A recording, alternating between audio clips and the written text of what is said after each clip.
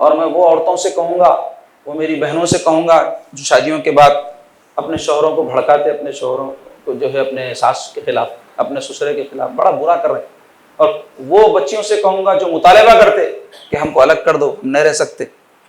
کئی ایسے مواقع آتے ہیں، زیادتی بہت ہو گئی تو ایسی صورتحال ہو جائے تو شریعت میں اجازت بھی ہے، لیکن برداشت کرنا سیکھ۔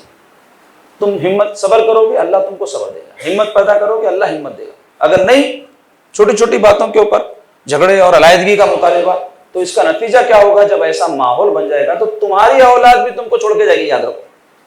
دیکھو بھائی، اب ایک ماحول بن جاتا ہے، جیسا اب جہیز کا ماحول بن گیا نا ہمارے مسلمانوں میں، جبکہ نہیں ہے ہمارے دین میں، لین دین کا ماحول بن گیا نا، تو اب جو نہیں دینا چاہے ان کو بھی دینا پڑ رہا، نہیں پڑ رہا، مجبور ہو کے دینا پڑ رہا، نہیں دیے تو ان کی بچی کی شادی نہیں ہوتی۔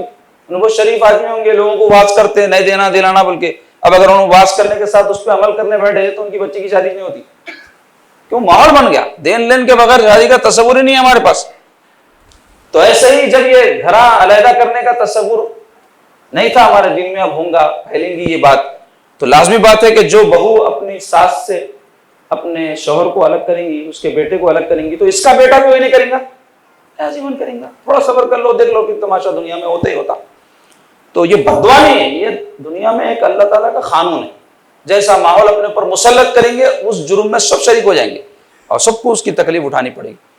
تو مختصر یہ کہ یہ بڑی بری بات ہے کہ والدین کے ساتھ کوئی ایسا فعل کیا جائے جس سے ان کو ایذا پہنچے۔ تو وہ بچیاں جو ایسا ماحول پیدا کر رہی ہیں، علیحدگی کا مطالبہ کرتی ہیں، وہ بڑا برا کر رہی ہیں، وہ اس کا وبال دنیا ہی میں اٹھائیں گی۔